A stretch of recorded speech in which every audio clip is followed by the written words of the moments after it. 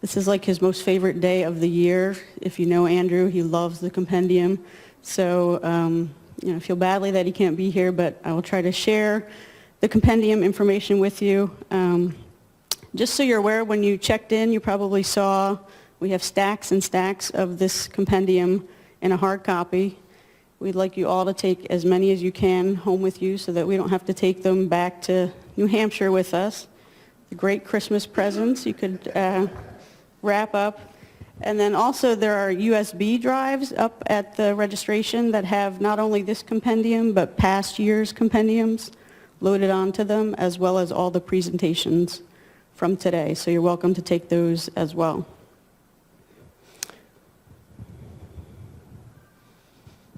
So welcome officially to the 5th annual release of the compendium. As John mentioned, it's presented by the RRTC on Disability Statistics and Demographics that is led at the Kessler Foundation and funded by the National Institute on Disability and Rehabilitation Research. The purpose of this presentation is to describe what the compendium is, discuss anything that's new this year, highlight some of the patterns and trends that we see when you can look through the data that's in the compendium, solicit some input on additional topics that we might include in next year's compendium, talk about some ways you might use the compendium, and then mention how you can access the compendium and technical assistance that we provide at the University of New Hampshire. So the purpose of the compendium is to provide the disability community, so advocates, researchers, service providers, with a comprehensive set of statistics in one place that they can access around different topics related to disability. It's a guide to existing sources of data and statistics. We just pull the data from other sources that exist. We use both population or survey-based data as well as administrative data. And it's modeled after the statistical abstracts of the U.S., which I know Andrew always mentions was like something he loved to read as a kid, his love of data. So I had to mention that specifically. So the compendium is designed to have a comprehensive set of tables with, there's first a descriptive summary page in the hard copy document, and then the tables will follow those descriptive pages. It's based on existing published statistics with references to the original sources. So if you need more information, we give you the link that you can click to get that original source information. And then you can also access technical assistance via a toll-free number. So if you need help interpreting the statistics, or if you need the statistics in a different way or format, you can contact us through that phone number or also on our website, and we will get back to you. We do have a particular focus on state-level statistics and national trends. A lot of the technical assistance requests that we do get are from people at the state level asking for state-specific information.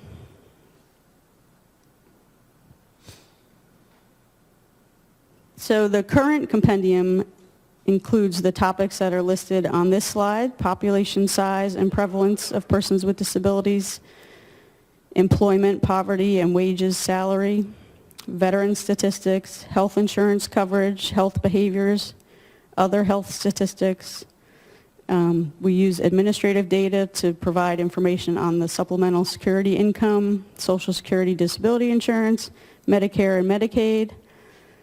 We also have information on special education, vocational rehabilitation, and federal government spending. And we are looking to expand the compendium for next year. So if you could think about some additional topics that we might cover next year and either find me at lunch or you can email us afterwards, that would be helpful in getting your input.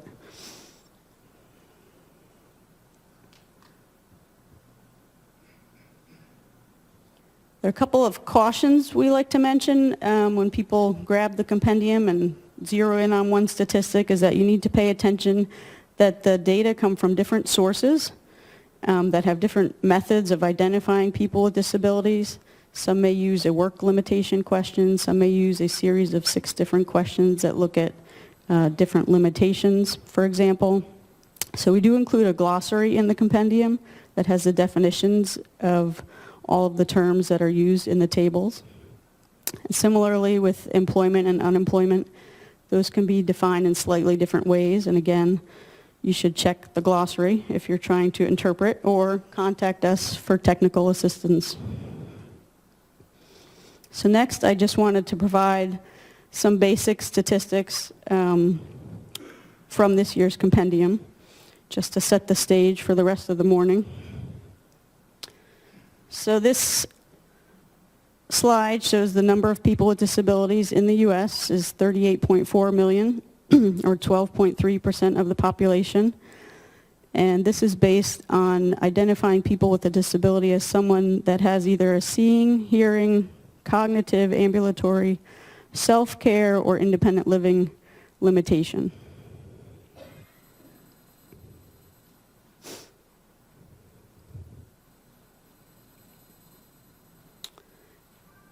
This slide shows since 2008 the percent of people that have a disability has increased from 36.1 in 2008 to 38.4 in 2012.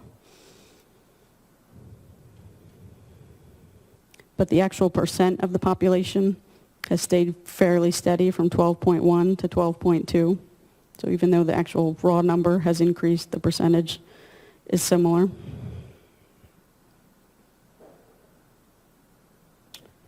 This slide shows the numbers of people by disability type, using those 6 questions that I mentioned earlier in 2012, age 18 to 64, living in the community. People can identify more than one of these types of limitations, so that's important to note that people can respond that they have both a vision and an ambulatory type of limitation. You can see the ambulatory is the highest level.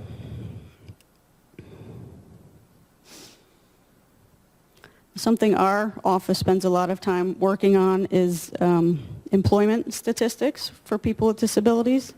So this next slide shows the employment rate by the disability types that were listed on the earlier slide.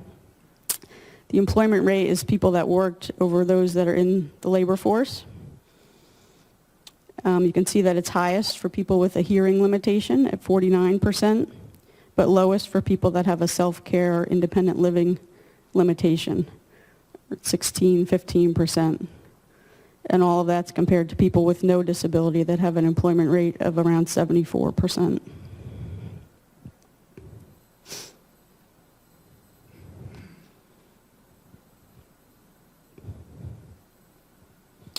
This next slide shows employment rates since 2008. So it kind of spans over the time of the recession. So you can see in 2008 what the level of employment was. People without disabilities was about 78%, and people with disabilities was about 39%. Employment dropped for both of those groups in 2009, 2010, stayed pretty steady in 2011, and is creeping up a little bit in 2012.